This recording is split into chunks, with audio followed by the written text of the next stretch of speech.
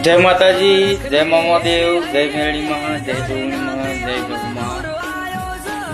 તારીખ 27/6/2025 શુક્રવારના રોજ માં જહુભાઈ માના પ્રગટ્યા દિવસના દિવસે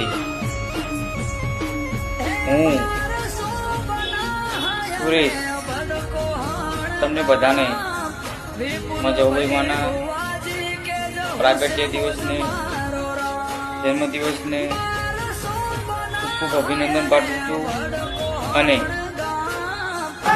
તો માં જહુમાના જન્મદિવસના દિવસે ખાસ જહુમાના મંદિરે હાંસળપુર પ્રસાદીનું આયોજન રાખ્યું છે।